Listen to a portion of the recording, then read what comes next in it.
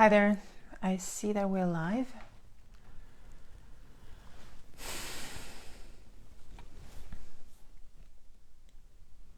In today's live video, I want to talk to you about the importance of inner state. And we're going to be covering exercises that you can do on your own and that everybody can do on their own time, not only those people who are in therapy, but every single person.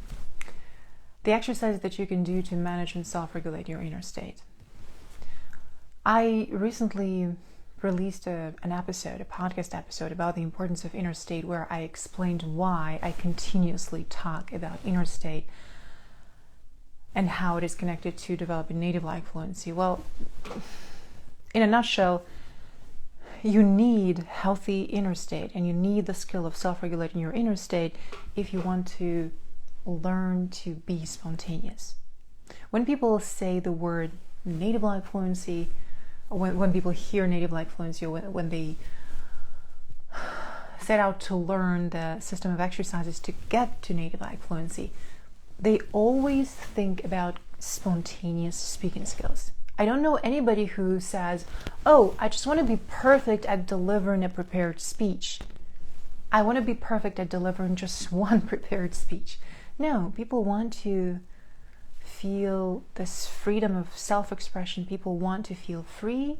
People want to feel confidence. And people want to be okay with being spontaneous. People want to have the confidence that the right words will come. People want to have the confidence that they will know what to say. So it's all about being spontaneous. However, people think about their inner state as if it's something that is stable, as if it's something that you have to tune a little bit and then it stays that way forever. You can't practice every conversation of your life. You can't write the script for every conversation you're going to have in life. It just doesn't work this way. And you can't work on your inner state, like you can't meditate so that you enter this right inner state and make sure that it stays with you, because it's not going to stay with you. Look at the situation in the country and in the world. Things change every day. The way you think, the emotions you feel, the thoughts you think, they change too. You change, you grow as a human being. Everything changes. So our job is to make sure that we can navigate that space by being true to ourselves, staying true to who we are, and at the same time learning to be spontaneous, learning to be true and learning to be spontaneous. So let's talk about this. And again, anyone who wants to learn relationships in a foreign language, anyone who wants to develop native-like fluency in a foreign language, needs to take care of their inner state, because you need English not only in the classroom, you need English in life. I've made some notes for myself, so I'm going to be looking at my notes from time to time. The first thing I want to deliver, and I have a message for you to deliver, the first thing I need to say is that inner state is a practice. Inner state is not something that happens to you. It's not something that you should wait for it to happen. It's a practice, meaning you need to apply conscious effort to continuously work on your inner state, to nurture your inner state. And the first thing you want to ask yourself is, what is this inner state from which I want to be operating? What is this inner state that I'm working on? Can you put it in words? For me, it's the state of being okay with being not prepared, because I don't want to be tense. You know, if I imagine myself being prepared for every conversation I'm going to have in life, it's a lot of tension, because not being prepared would mean I'll be freaking out because I will not know what to say, and I will not know how to respond to people, to unexpected questions, to comments that I'm not prepared for. So I don't want to be tense. The opposite of tense, and to heal is to experience the opposite. So if you are tense, if you're feeling not confident, if you're anxious, if you're feeling worried when you have to speak a foreign language and when you have to be spontaneous, I want you to think of the opposite experience. What is the opposite experience? And how can you experience that for yourself? So for me, the opposite is being relaxed, but not to the point where I'm just relaxed and I don't care. No, it's being relaxed but focused. Because I can be more aware of what's going on if I'm focused, but I'm not tensing. Relaxed but focused. A lot of people that I speak with, a lot of people that I work with say that for them, the desired inner state is confidence. But again, this kind of relaxed confidence, having faith in yourself and having confidence in yourself that you can manage any situation. So confidence. And you have to understand that when we talk about inner state, we're talking about balancing our inner state. We're not talking about creating it, because it's not like something that people don't have.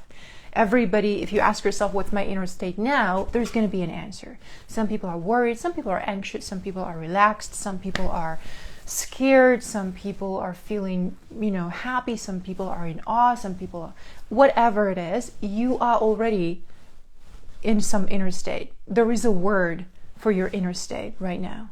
Okay? So this is why you have to ask yourself, like, where are you right now? And we don't want to create it, we just want to balance it. Usually people are trying to find the golden mean, which is between two extremes. So if you're looking for confidence, most likely one of the extremes is chronic worry. Chronic worry, you worry all the time.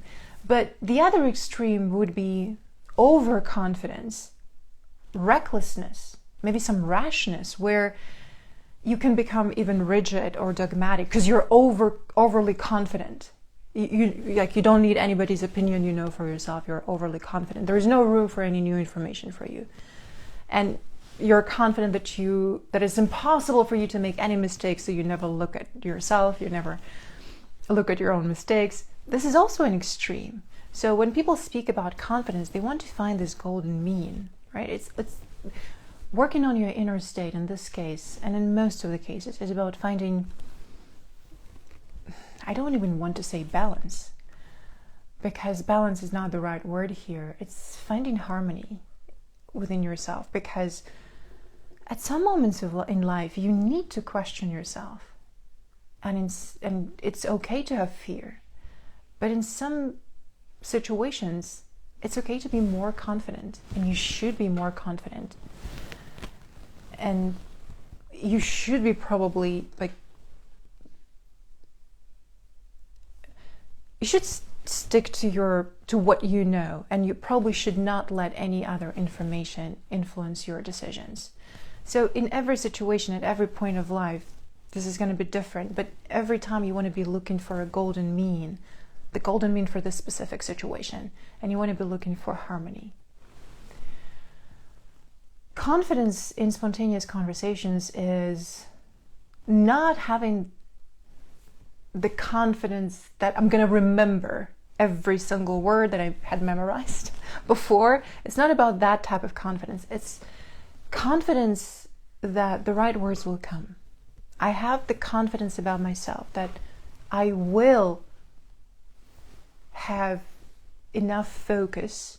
I will be focused enough to hear and understand what people are telling me. I will have enough patience to understand them.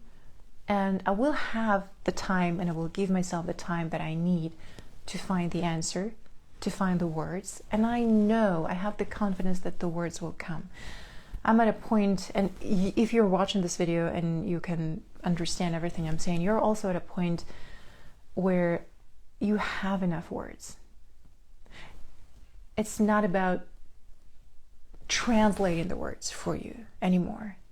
It's just about knowing that they will come. At the right moments, the words will come. And when I am personally in the right inner state, I don't need a script. I don't need a script to be talking to you right now, but it feels like I am watching myself talking to you with some kind of delay, and I'm listening to the words that come pretty quickly, and I'm watching myself say those words that are coming to me all the time. So the first thing that you want to define is, what inner state are we even talking about? What is it that you want to achieve when you talk to other people? What do you want to project? Like, what do you want to experience when you have to be spontaneous? What is it? And then you can start working toward that inner state, remembering that it's a practice. It's not a practice of waiting for it to happen. It's a conscious practice of doing certain things. And inner state is something that happens when you do things. It's not something that happens to you because you did something, some meditation or something. It's something that happens when you do things, when you're in the process of doing things. So instead of waiting, you need to be doing certain things. Okay, first I want to walk you through, like, what are my notes here? In order to cultivate the inner state that will be helping you go through difficult situations, tough conversations, and the fear of not being good enough, the discomfort of making those stupid and stubborn mistakes over and over again. So in order to cultivate the inner state that will help you with all this, you need to have, in my experience, this is just my experience, you need to have certain parameters, certain qualities. They are self-discipline, attentiveness and focus, and they're slightly different. Self-awareness and concentration is correlated with self-awareness, and self-regulation skills. I'm going to speak about each skill separately, and then I'm going to explain different scenarios that might happen if you have those qualities and if you don't have those qualities, and how having and not having those qualities can affect your learning process. So why self-discipline? We're here for the long haul. Right now in the Native Life Fluency group, we are in the situation where people have been practicing for over 4 months, and everybody understands that this is not just a 1 week practice routine. We're learning to develop practice routines that can help us continuously improve our speaking skills, our communication skills. We're here for the long game. And what happens is that people start questioning their abilities. People start asking questions like, am I sure I can do this? And people start seeing their own beliefs, convictions, and their own thoughts that get in the way. And people start seeing the lack of those qualities that are essential in this process. Self-discipline is not about punishing yourself to do the things that you don't want to do. To have self-discipline means to make choices with your free will. And I'm talking about the things that you definitely want to continue having in your life. For example, if you're someone who's been working out on a regular basis, you probably don't want to stop. You understand that this is going to stay with you for a long time. If you have finally learned how to eat healthy, you probably don't feel like you want to stop. You understand that you need to carry this knowledge with you. You need to apply this knowledge every single day. And if you understand that you want to continue improving your language skills, and you want to continuously be improving your self-discipline, your attentiveness, your self-regulation skills, your self-awareness, and you want to learn to build better and better relationships with people who speak a foreign language, you probably understand that this is not just a course that you finish, you say to yourself, I'm done with this course and that's it. You probably want to learn to develop routines and practices and whatever it takes to help yourself maintain that practice and to help yourself make it a habit, make it easy enough to maintain. Because unfortunately many people run on autopilot when they speak English. even very advanced speakers. And the first thing that you want to learn to do is you want to stop the autopilot. To stop the autopilot, you need a lot of self-discipline. Because it will turn on again and again. When you speak, every time you open your mouth, you're going to find yourself speaking on autopilot. And not because you're stupid, not because you haven't studied properly, not because you're lazy, but because it's taken a long time to form those habits, and it's because your emotions kick in first, before you have the time to think about the right form of the verb, and before you have the time to think about your sentence structure. Your emotions regulate your inner state. This is why the ability to self-regulate your inner state and your emotional state is the key for long-term, infinite, lifelong learning. Whatever it is that you're trying to learn and that you're going to learn. The first thing that we need is self-discipline. And you want to make it easy for yourself, not harder, easy. So what is it that you can repeat every single day, or maybe every other day, to help yourself cultivate the needed skills to stop the autopilot and to acquire new habits? Self-discipline.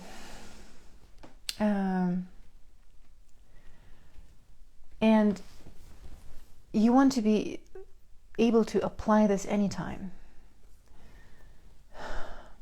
You want to be able to rely on your self-discipline, your self-awareness, your self-regulation skills, and your attentiveness at any point of time, spontaneously, when you need them. Not in class, not when other people tell you you're supposed to, but when you need it the most. It means on any given day.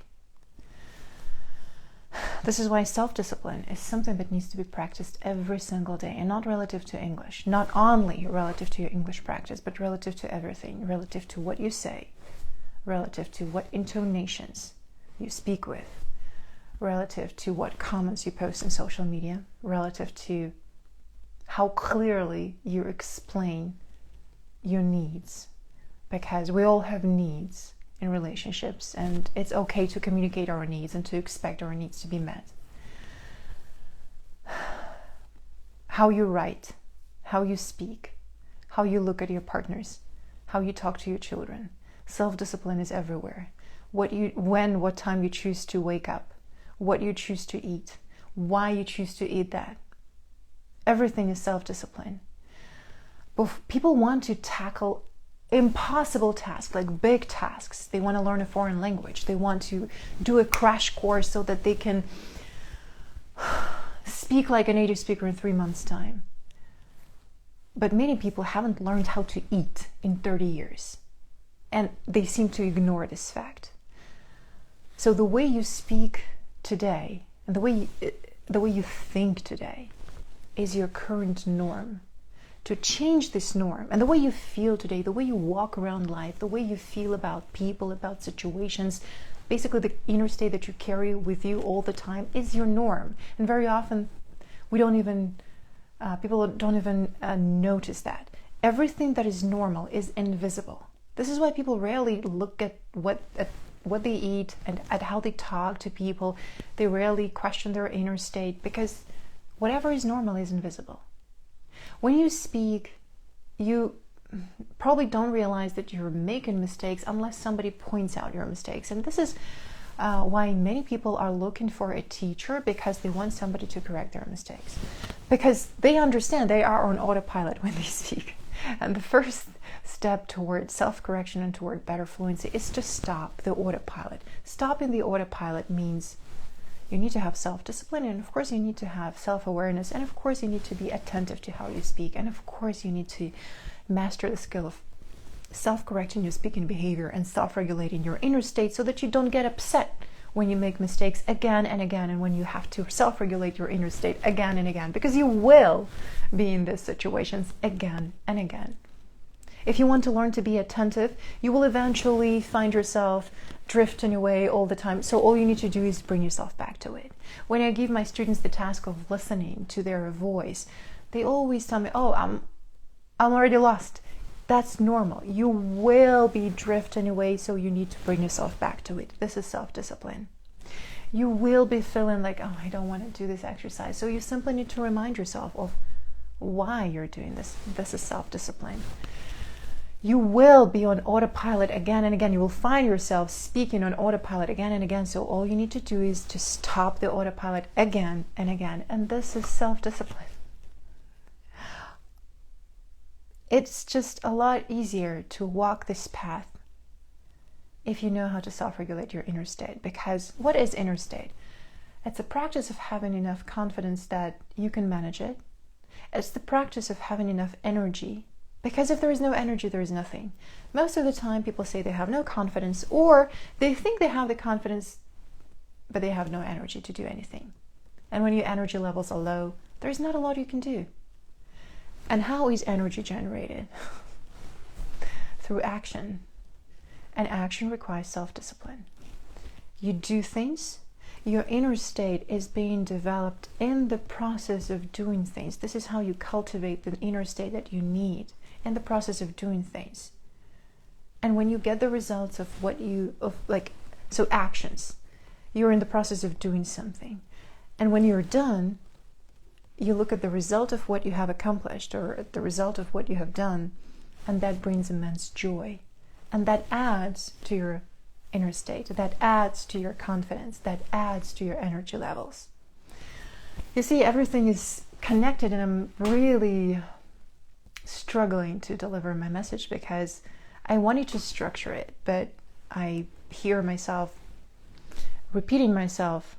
I hear how I repeat myself because everything is connected, and I think I failed at structuring my message.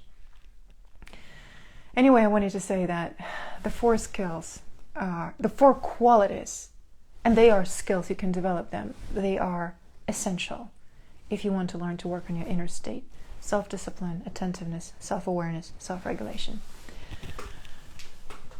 When there is no skill, or when these skills are not developed, are not very well developed, you find yourself in situations where you did something halfway, and of course you get half a result. And again, not because you're lazy, but because you hold yourself to an impossible standard. A lot of people hold themselves to an impossible standard. Let me explain this. An impossible standard for me is to be a native speaker. I can never become a native speaker. I'm over that. I talk about native-like fluency, but I can never become a native speaker. If I hold myself to this impossible standard, I will be looking for secret solutions. I will be looking for courses. I will be looking for teachers that can help me against all odds get to that level of a native speaker that can get me to speak like a native speaker. And I will be trying different things. And because I'm holding myself to an impossible standard, every time I do something, every time I accomplish a course, every time I take a very expensive coaching package, every time I find some secret methodology and I do everything to learn it and to master it, of course nothing will help me become a native speaker because I cannot change who I am, and I'm not going to. But every time I'm going to feel like I'm a failure. Because I hold myself to an impossible standard, because I want to do something once so that I can immediately arrive over there. What I think is what I need, what is my standard. And I don't even realize that it's an impossible standard for me to achieve. This is why I said that you will be doing things only halfway, because I will have done only one course, and I will expect from this course to take me to a very high level. To get to a high level, to achieve mastery in anything, you need to put in effort. You need to continuously practice that thing that you have chosen to practice. There is no course that you can take to become a master. This is why if I accomplish only one course and never take any other courses and never repeat it and never apply what I know in my everyday practice, I will not have done enough. I will have done maybe half of that thing that, like I've done it only halfway. And of course, I'm going to get only half a result. Only half a result. Even though I may tell myself a story that, oh, I'm doing so much, I'm spending so much money, I'm practicing every day, or I'm practicing every month, or I've worked with that teacher and that teacher, I've taken that course and that book. Yeah. But if you're not applying what you know in your everyday life, if you're totally ignoring the stage of knowledge application and you're all consumed and the only thing you're concerned with is knowledge acquisition, you're going to be stuck for a long time. We all have a lot of knowledge. We all know where to go to acquire even more knowledge. Today, in our culture of endless consumption, you can acquire knowledge all day long, but nobody wants to apply knowledge. And there are very few people who guide people and who help them consciously and mindfully apply the knowledge that they have in practice. Because if you don't apply them, you don't have them. You know them, but you don't have them. So my work, everything I do, is all about the stage of knowledge application. So many people, so many talented people, so many people with strong English skills come to me and come to learn the methodology, having a lot of knowledge. They know a lot, and they know where to go to get even more. They know a lot about English. Their problem is that they cannot learn it. They cannot use it. They cannot use it in their everyday situations. But again, because they hold themselves to an impossible standard. If you understand where you are right now, you can understand what's your next step. What's my next step to get better at this? And then what's my next step? And then what's my next step? It's a very realistic, tangible thing that you can do. But if you're here and you hold yourself to an impossible standard, all you will receive, all you will get, the only result you will get is that you will get upset with yourself and with your inability to achieve that standard. This is why self-awareness helps you understand where you're at right now. If you need to go and brush up your grammar, and you want to be very specific about that, if you need to go right now and learn articles, English articles, if you need to go and learn sentence structure, if you find that people don't understand you or you don't understand people who speak English, then go and practice that thing. Go and improve your pronunciation first. Go and learn sentence structure. Open a few books written by native speakers and for native speakers and see how they define sentence structure. And ask yourself, do I actually speak in complete sentences or do I speak in fragments? Do I write in sentences or do I use run-on sentences all the time? Do I even understand punctuation or do I speak without any pauses?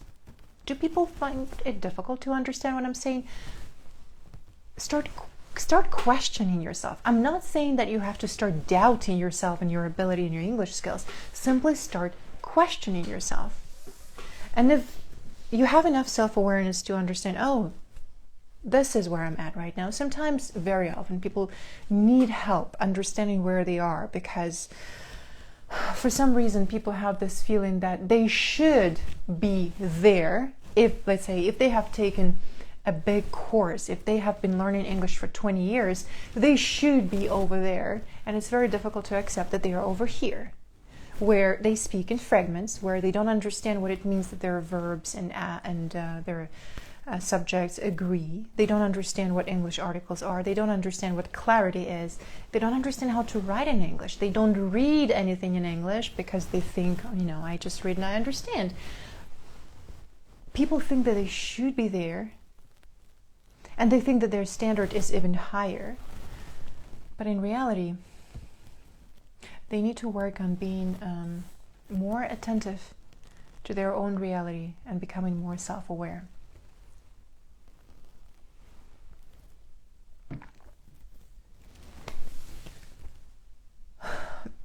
Because if you hold yourself to a standard that's right for you, meaning how can I get better and then better and then better, you will find joy in the process, and you will love both the process and the result, because everything you do will bring joy and very tangible improvements, and that's what you want.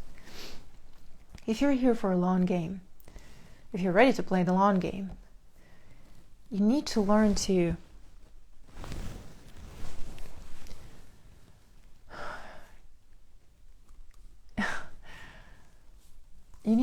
to ask yourself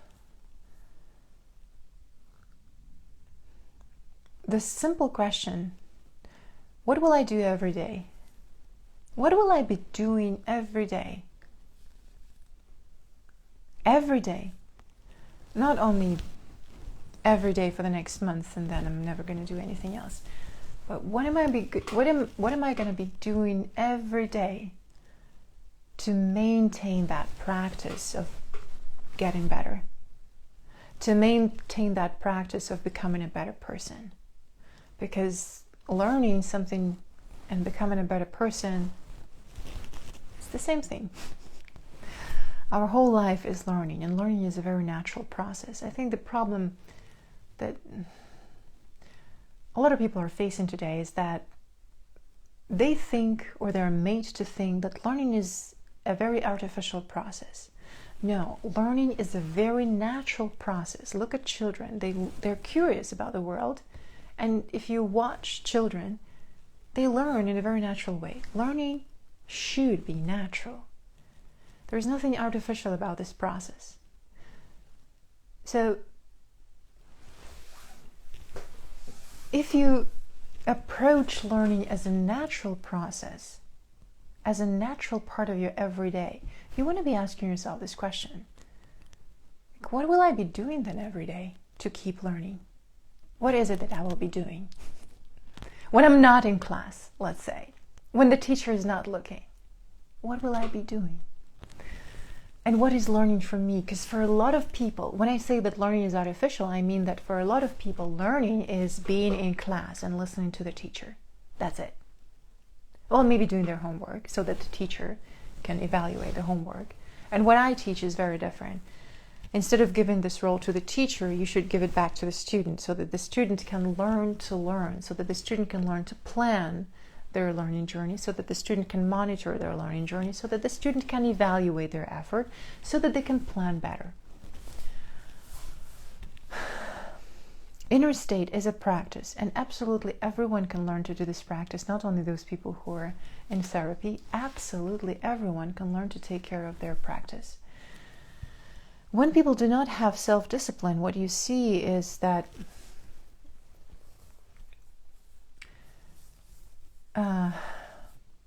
they get upset when life happens. When people plan their practice routine, or when people plan their learning journey, they think that every day is going to be my best day. I'm going to be learning English for the next 3 months, or I'm going to be learning to play the guitar, I'm going to be learning Spanish, I'm going to be learning to eat better, I'm going to be learning to, work out every day, whatever. And they think that I'm going to be doing this practice 3 times a week for the next year, and a year later I'm going to achieve fantastic results.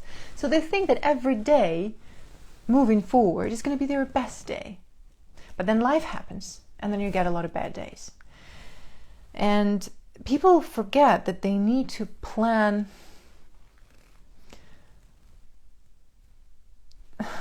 They need to plan differently. They need to make sure that there is enough variety, enough flexibility in their planning process. And instead of planning their practice as if every next day is going to be my best day, you want to be asking yourself this question: what am I going to do on my worst day? So if I imagine that tomorrow is my worst day, what am I willing to commit to even on my worst day? This requires self-discipline too. For me, self-discipline means sticking to the direction that I chose for myself, but then being very flexible at the same time. For example, if I choose to work out every single day, I made this decision in April 2020. I made a decision for myself that I don't need a gym anymore. And if I don't need a gym anymore, I can save a lot of time. I don't need to commute. I can do my workouts at home. So I want to stick to the practice of working out every single day. But then I feel different every single day. I cannot run every single day. I cannot run 10K every single day. I cannot lift heavy every single day. I cannot follow the same workout routine every single day. It's just not me. I cannot do full body, body weight workout every single day because I will simply get bored and my muscles need time to recover. I also cannot do a leg day every single day. I need variety. So I stick to this decision, a workout every single day. But then I choose what workout I want to do every single day, depending on what I did yesterday, depending on how I feel today and how much energy I have today. And you can do the same relative to your English practice or relative to anything that you're learning. What is the decision that you made for yourself? And then what can you do to stick to this decision every single day? You don't have to be doing the most difficult workout every single day. You don't have to be spending 2 hours or 3 hours every day trying to give it your best effort, because you're going to feel yourself tired and exhausted very, very soon. If you're here for the long game, again, I'm going to repeat myself. You want to make sure that you know what to do on your best day. You know what to do on your worst day. You know what you can do when you have a lot of time. You know what you can do when you have little time. You know what you can do when you commute. You know what exercises you can do when you're doing your laundry. You know what the best time of the day for you is to do your listening practice. And you know when your energy peak hours are. If your energy peak hours are in the morning, you want to do your practice in the morning. If they are in the evening, you want to adjust your routine accordingly. So this is what happens when you don't have self-discipline, or when you haven't practiced it enough. Life is going to happen, and it's going to ruin all your plans. It happens more often than you think. And another scenario that I see, and that is pretty common too, is that people expect life to stop so that they can learn English or so that they can master some skill. I don't know. I want life to stop so that I can sit and meditate, so that I can learn to meditate. I want life to stop so that I can concentrate on becoming famous. I want life to stop so that I can build a house, because it's not my fault that I don't have the time to build the house, or to build the business, or to learn how to work out, or to learn how to eat better, because life gets in the way all the time. So basically, people just want life to stop so that they can do what they think they should do. And again, if you remember that learning is a very natural process, you will never feel like you want to separate life from learning. And this is what people do all the time. They say, well, this is my life here, it's busy. Like, this is a divide line. My life is here, it's busy, it's overcommitted, it's... Just don't ask, okay? 24/7 I'm busy. And here is some new thing that I want to learn. I'm very enthusiastic about it. So how do I combine both, right? And when people fail to combine both, because they say, okay, this is my life, I'm going to live my life here, and then I want to turn life off for some time so I can go here and learn this new exciting thing. So I want to cancel some of the relationships, maybe my children, maybe, I don't know, some healthy sleep, so that I can come here and learn something exciting. And the strategy always fails, always. Because you can't put life on hold so that you can do something that's comfortable for you to do. You need to learn to navigate life, and you need to embrace the fact that learning is a natural process that is a part of life.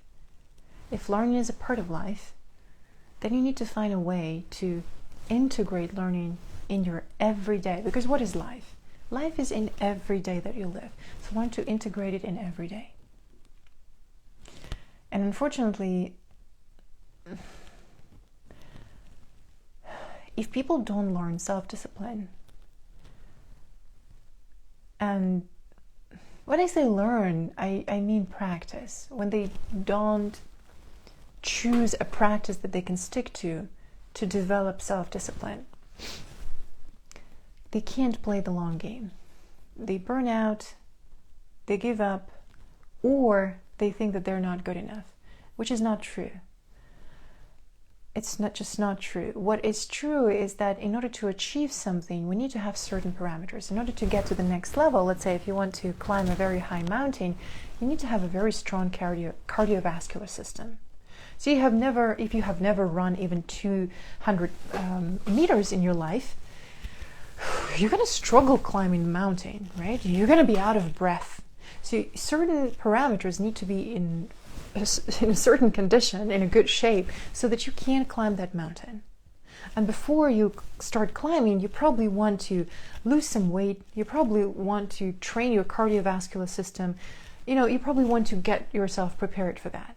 So self-discipline is something that you need to practice in every aspect of your life before you apply it to something like English practice. Because when people start learning English, they think that they can master self-discipline relative to English, but they forget about all the other areas of life. It's the opposite. If you want to learn to speak with clarity, you want to start practicing clarity in every other aspect of your life. Pay attention to how you text your friends, to how you speak with your partners, to how you talk to your children, to how you talk to your employees or your bosses. Clarity must be in here, in how you think and how you talk to yourself. The easiest instrument and the easiest measurement tool to self-test if you have enough clarity is to write. If you have never written in your journal, well, start today. Write a journal entry today and ask yourself, does this text make sense to you? Try to answer the question that you currently have in mind. Try to write down the answer to this question. Ask yourself, does your answer have clarity? Are your thoughts clear enough? That's the easiest measurement tool. So let's talk about the exercises that you can do and some practical tools. How can you help yourself develop the right inner state? And not just develop and hold on to it, because emotions will happen, life will happen, things will happen, people will say things that you don't expect, people will say things that you don't like, there will be situations that you don't agree with, a lot of things will happen. So what you don't want is you don't want to react on autopilot. You want to stop the autopilot relative to your inner state too. And if you notice yourself drifting away, just bring yourself back to it. Bring yourself back to the practice that you have chosen for yourself. Relative to learning, applying metacognitive strategies is really the key. What is metacognition? I already mentioned this in this video before. What is metacognition? I already mentioned this earlier in this very video, where I spoke about giving the power back to the student, where you as a student learn to plan your own process. Okay, I want to learn to play the piano better, or I want to learn to tell better stories in English. Where am I going to begin? What's my plan? What can I do first? Not what can I do overnight to become someone, or to get to the level of a professional storyteller. Not this kind of planning, but okay, here is where I am right now. I want to self-test first. Let me tell a story and listen to myself. How does it sound? Is it easy for me to come up with a story? Like maybe people tell me something, whatever it is, self-test first. Okay, I understand that I need to learn to tell better stories. Where do I begin? so that I can feel an improvement. What's my next step? That's it. Or let's say a teacher gives you an exercise and you want to ask yourself, okay, how do I do this? What's my plan? Where do I begin? That's planning. And you can do this yourself. Understanding that you have the power and using the power to self-regulate your learning process is the recipe for confidence. Trust me. So start with planning. And it doesn't mean that you have to be on your own. You can always ask for help, but you have to initiate that planning process. And you need to have confidence in yourself that you can plan it correctly, because everybody's planning process is going to be different. The first stage is planning. The second stage is monitoring. And when you monitor, let's say you chose a plan, now you start doing the things that you think are right for you to do, and you start monitoring the process. It's very important that students learn to notice their failures and their successes. You notice what's good and you notice what's not so good. You see your mistakes and you self-correct immediately, and you see your progress. Oh, I'm actually making progress. It's taking me less time. I read it correctly from the first attempt. Wow, I like it better today. That's progress. And this is awareness too. This is the practice of being aware. So when students learn to notice both the bad things, the bad things, when I say the bad things, I mean the things they're bad at still, the things that they can improve, the things that they need to do again, probably, the exercises that they need to do again, and the good things. They learn to see the reality. And that, trust me, adds to your inner state of confidence and focused concentration. Because you are in touch with their reality. You know what's going on. And when you know what's going on, you can measure it. This is how many mistakes I've made. Oh, this is how many things I got correctly. You can measure this. And when you understand what's going on, when you can measure this, you have the control to either repeat the things that you've done correctly. You can repeat it, you can replicate this experience, or you can choose to self-correct the things that need to be improved. That adds to your inner state that you actually want to cultivate. The third stage of the third metacognitive process here is evaluation. When you look at your results and you evaluate, what did I want to achieve? What was my focus? What did I actually achieve? Do they align? Did I achieve more than I expected? Well, that's good. Let me evaluate that. Did I achieve less than I expected? Did I achieve a completely different thing? Did I achieve nothing? Like, where did things go wrong? You start evaluating with the only purpose. You evaluate your progress, you evaluate your effort, not with an intention to find yourself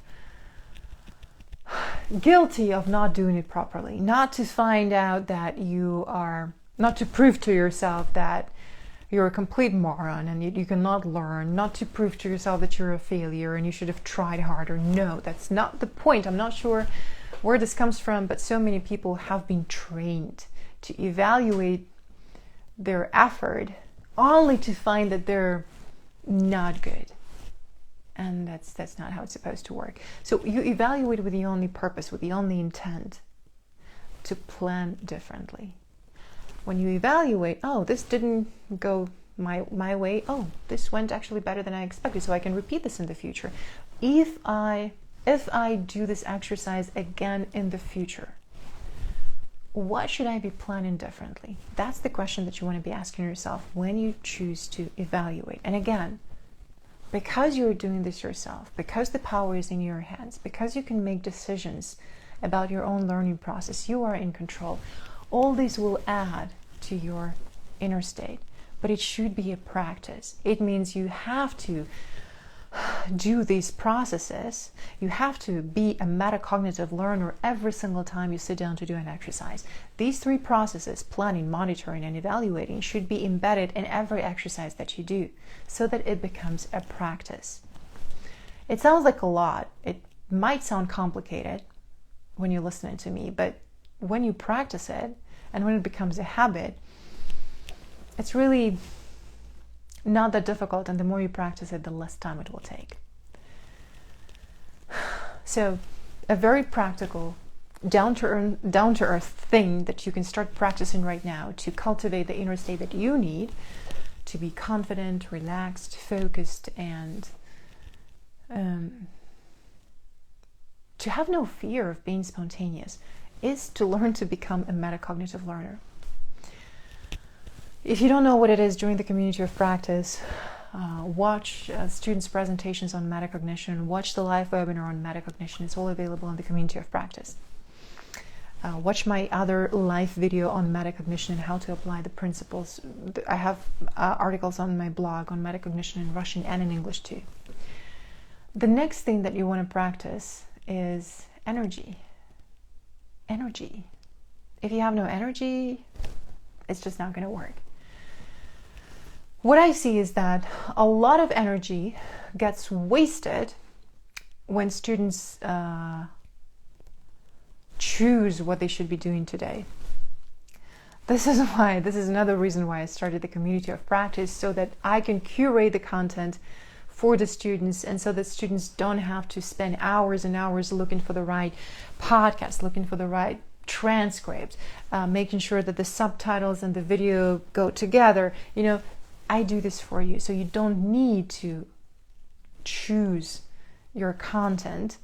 I mean, you should choose what you like, but once you have found what you like, you can choose anything within that dimension, anything, because all the exercises are already designed to help you. And when a lot of energy is wasted, when people spend a lot of energy trying to choose what's best for them, it means one thing. It means that people have no confidence that they know what's good for them. If you know what's good for you, you spend no time. If you know, oh, this is good for me, you just grab it, okay? But when you're not sure that this is good for you, you try the thing. Oh, maybe that's not the thing. Maybe I should do this. What will my teacher say? What if this is too complicated? Or what if this is too easy? Maybe I should try this. And people spend so much time, they waste so much time trying to choose a better option. Not because they're trying to choose a better option, but because they don't know what's good for them. It's very simple. Because they don't have the confidence to trust their intuition. I always tell students, choose intuitively. I have done the intellectual part of the work for you. I put together the methodology. I created the exercises that are designed in accordance with this methodology. I have categorized the exercises so that you can choose the practice that you need today. You choose your focus. Let's say you want to practice your listening skills, and then here are the exercises that you can choose from, and you really should be choosing this way.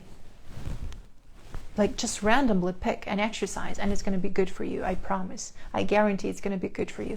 Of course, one more criteria you want to be operating with is the time, because I make sure that you know that this exercise is going to take you 40 minutes. This exercise can take you under 15 minutes. So depending on how much time you have today, you choose your exercise, but learn to choose intuitively. Intuitively. This is how you're going to be practicing, so that practice gives you energy and not takes away your energy.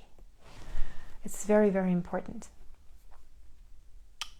When people, let me check my notes.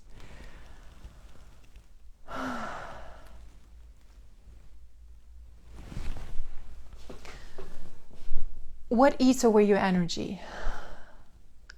Emotions like shame, guilt, frustration, sadness, when people fail to choose the right content for them, and when they understood that, oh, they've made the wrong choice, or that they spent 40 minutes sitting in front of their screen and they haven't chosen anything, or they chose an exercise that they don't like, but they feel that they have to complete it. No, you don't. If you don't like the exercise, just choose another one. People feel that something's wrong with them. Something is inherently wrong with them.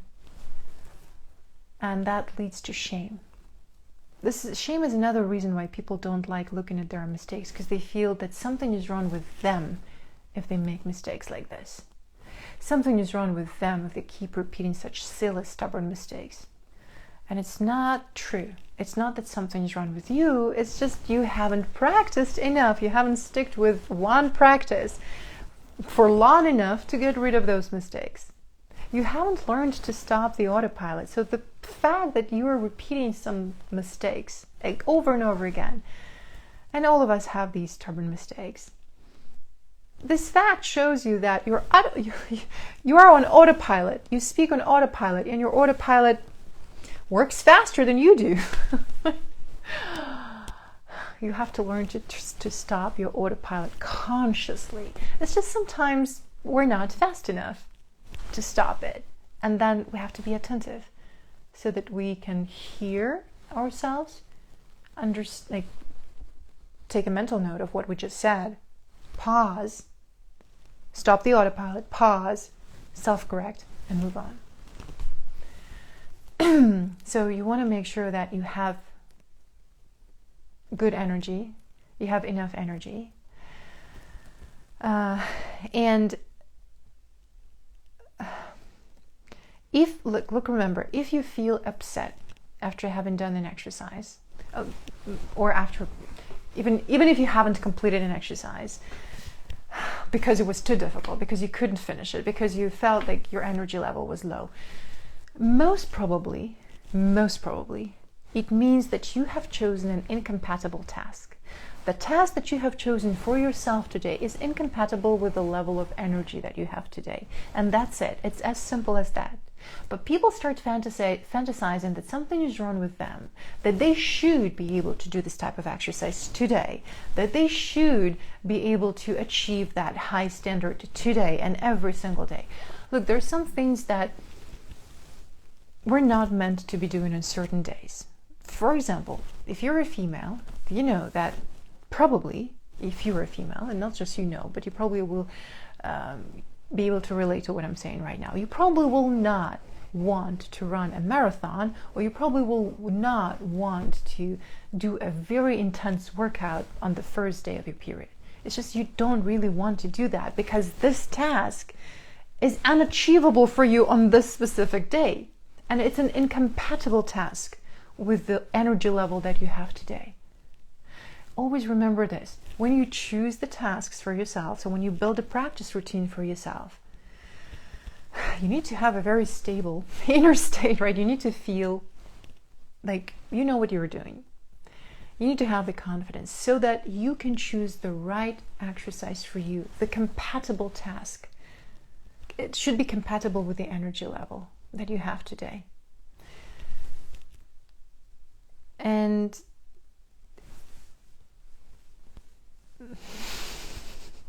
nothing is wrong with you. It's probably that you have made the wrong choice for yourself. That's it.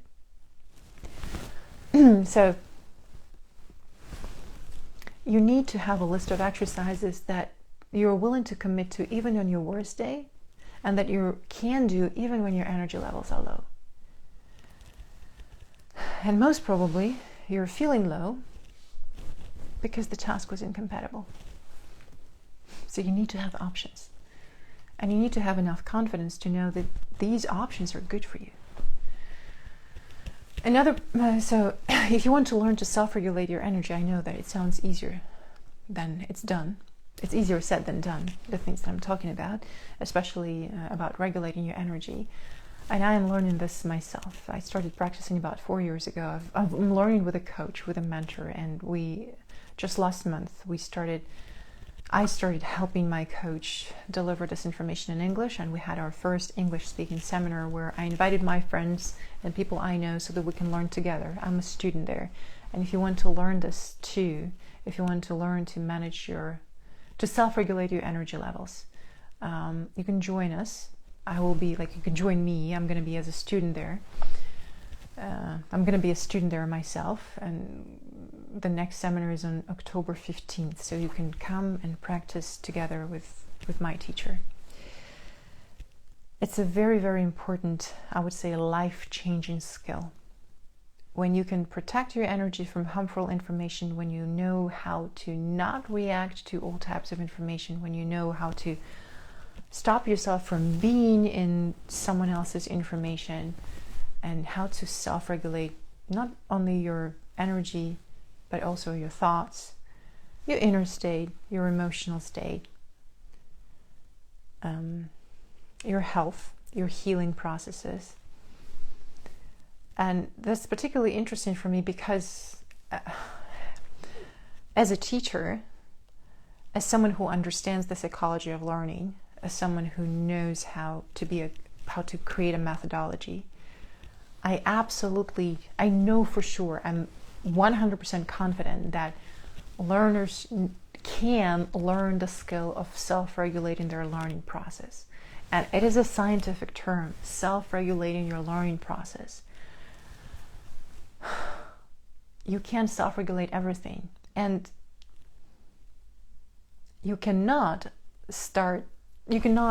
it's difficult. It's not just you cannot, but it's a bad place to begin, I would say. You don't want to start the skill of self-regulation by learning to self-regulate something big and something not as important to you as English, because there are things that are way more important to us, such as our health, our energy level, our family, our thoughts, our choices, our values. These things are way more important to every human being. And it makes sense to start here, to learn to self-regulate your own emotions, your own thoughts.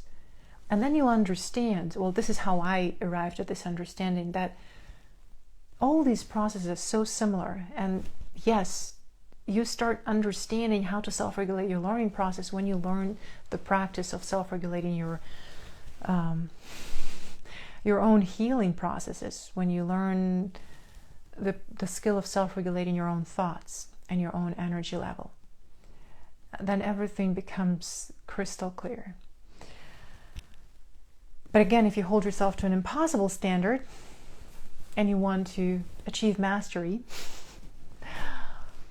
in some area of life that is very sophisticated, and you choose to ignore areas of life that need your attention right now, such as what you eat for breakfast every day, and how much you move during the day, and what you think and what you say to people, you're always going to get upset because the standard is not achievable. So metacognition, number 2, is energy. Learn to self-regulate your energy levels and choose a task that is compatible with your energy levels today. Number 3 is writing. It's a very, very real practice that can help you manage and self-regulate your inner state, even if you know nothing about self-regulation, even if you know nothing about metacognition, and you don't care to learn about that. Writing. Sit down to write the answer to the question that you have in mind. That can be enough, and that can show you a lot. If you don't know what to write about, if you have never written in your diary, you can write the answers to the following questions. Number 1, where is my attention now? Write down this question as a title and give yourself 10 minutes. Literally start the timer and give yourself 10 minutes to answer this question in writing. Where is my attention now? You're going to discover a lot about yourself. Or another prompt that you can use is, what do I remember about today? It's a good practice to do at the end of the day. What do I remember about today? And of course, you want to be doing all these practices in English. This is why I'm talking to you in English right now, because you will be developing not only your self-reflection skills, but also your English skills, and also your writing skills, and also your thinking skills, and also your cognitive skills. A lot of processes will be involved. But and this will help you get in touch with the reality, feel some kind of grounded confidence, and feel that you can influence your inner state. Because What writing does is it stops the autopilot. And this is why it's so precious. It stops the autopilot and it develops focus. When you start answering the question, where is my attention now? Or what do I remember about this day? What do I remember about today? You stop the autopilot, you focus on this question, and you start talking to yourself. You start answering this question. You start self-reflecting. And we need this. We need this to get to higher levels. To get to higher levels, we need to unlearn the things that are not working for us anymore. And we need to let go of the habits that are keeping us here at this current level. We need to learn to see what is our norm, because it's invisible and we don't see it. We need to first recognize it, see it, so that we can make choices to establish a different norm. Oh, that's my norm today. My norm is to never complete a task. For example, my norm is to never complete a task. I start a new task so that I can start a new and more exciting task, and then I buy courses, I never finish them. I promise something to people, I never keep my word, and then I see something even more exciting and I want to start something new and I never complete a task. And if this is your norm, it is invisible. It is something that you probably know, but you go like, well, yeah, but I finished my meal. Or I finished that work project. But if this is your norm, to take on new things and never complete a task, you need to make it visible. First, you need to see it. And writing is a beautiful instrument to see your norm so that you can change it. And changing a norm means adopting a totally new behavior. Totally new behavior. And this requires self-discipline. And we're back to square one. In order to learn to integrate new behavior in your every single day, you need a lot of self-discipline. And you need awareness, self-awareness. Okay, I chose to stick to this behavior. Did I do it now? Did I do it today? Did I keep my word to myself today? Because you will be drifting away. All you need to do is bring yourself back to it. And for this, you need self-discipline. And please do not confuse attentiveness. Of course, you need to be attentive to what you're doing, and writing helps you develop self-awareness and attentiveness. But attentiveness is not enough, because what attentiveness helps you do, if you have the ability to pay attention and be attentive, you can notice the things that you're doing. You can notice your mistakes. Oh, I never paid attention to the fact that I say notice instead of notice. I never paid attention to how I pronounce the word both, because I say both instead of both. Something like that. Simple. Attentiveness helps you pay attention to that. But it's not enough to change your current behavior and to change your norm. Simply paying attention to things is not enough. If you simply pay attention to all the green lights, but you take no action, it doesn't matter how many green lights you get. You're standing there and you're not choosing to walk. You're not choosing to cross the street, even though there is a green light on every intersection. But it doesn't matter how many green lights you get. Being attentive is just the first step.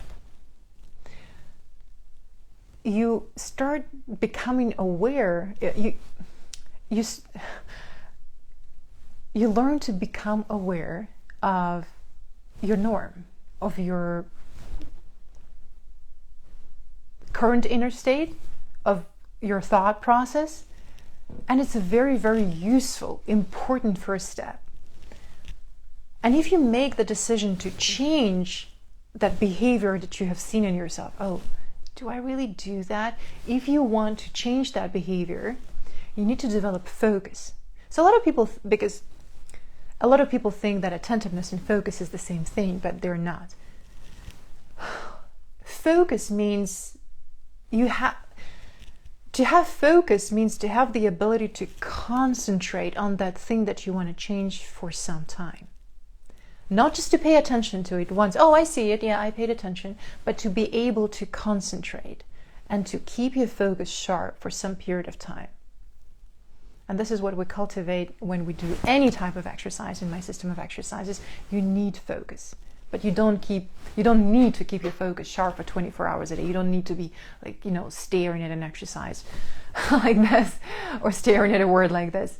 You need to learn how to focus, how to concentrate, and then how to relax. You need both. This is why we do very, very short exercises so that it's possible for every person to keep their focus sharp. To change things, to unlearn certain things, you need stamina.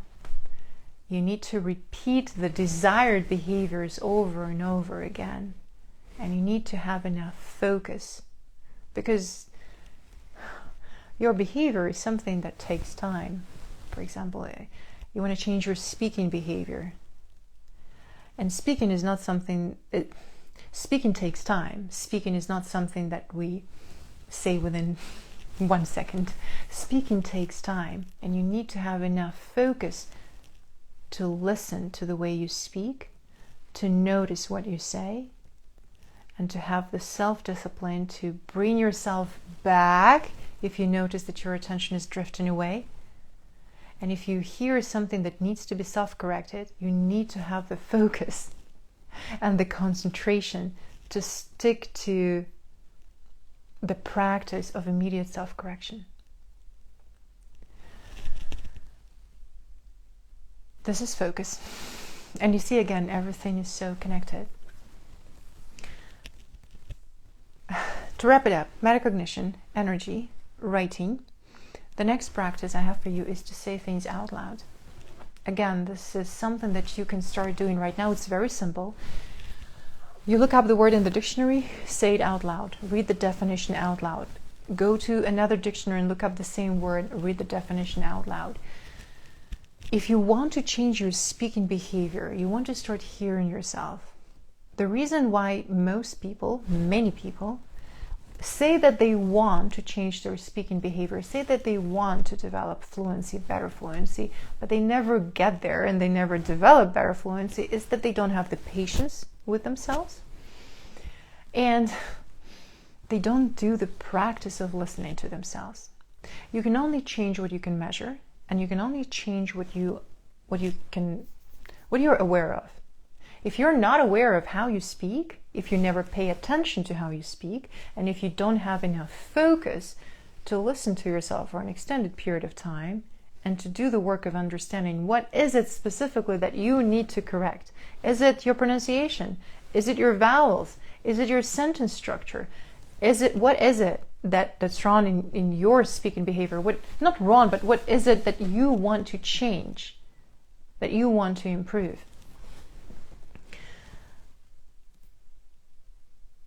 When you start saying things out loud, you start noticing what you're saying. When you start listening to yourself, you start hearing what you're saying. When you start hearing what you're saying, you start realizing and understanding what you're saying. And when you understand what you're saying, you have the power to change what you're saying. If you hear that you're making a mistake, you can immediately self-correct and move on. Mistake, slip of the tongue, just correct and move on. If you hear that everything you're saying makes sense, and if you hear yourself speak correctly, it gives you the confidence to move on. And again, it adds to your inner state. Saying things out loud, anything. Read the definition from the dictionary. Read your own writing out loud. You open the news, whatever you read every morning, read it out loud. The more often you read things out loud, read a fiction book to your children, to yourself, enjoy the beauty of some paragraph out loud. The more you do this, the more you say things out loud, the better you will start hearing yourself. And this is your strategy to train your focus. If you have no idea how to train focus and concentration, start reading things out loud. Because many people say that they understand the words that they see, but they never do the practice of saying these words out loud or looking up the definition of these words and reading the definitions out loud. Start saying everything out loud. This will help you cultivate self-awareness, focus, self-discipline. This will help you stop the autopilot, because many people say, oh, I understand this word on autopilot, but they never bother checking how to correctly pronounce this word. And this will help you start learning the skill of self-regulation, because if you say something out loud and you hear yourself say this word incorrectly, or you hear that the way you pronounce the word is so different from what you hear in the dictionary, in the online dictionary, you can self-correct. You can self-regulate that behavior and change it. Because self-discipline, self-regulation, self-awareness, and attentiveness, self-reflection is included here, are the 4 skills that we need to develop first if we want to learn to self-regulate our inner state. If we want to do the work to cultivate the inner state that will help us learn and that will help us walk the path of learning, that will help us live and enjoy life, and that will help us derive joy from learning. And when I say joy, what I mean is that, of course, you will find a lot of joy in your own results, but you will also find a lot of joy in knowing that you are not doing something against yourself. You're following a very natural process, because learning is a natural process. And while working on your inner state, you're helping yourself become more you, so that you can live your life as you. You don't have to pretend to be anyone else. And that's probably one of the most important skills, because it is extremely painful to try to become someone else every day.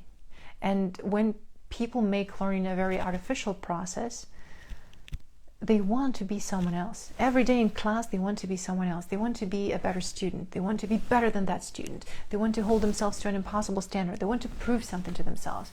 They want to do the tasks that are incompatible with their energy levels, because they think they have to be someone else. When people learn public speaking skills, they also want to be someone else, because their idea of a successful speaker is someone with a lot of enthusiasm, with a lot of energy, someone who is like, I don't know, Tony Robbins, or you know what, like, or anyone else that they have seen on stage and they think is their role model. Not really.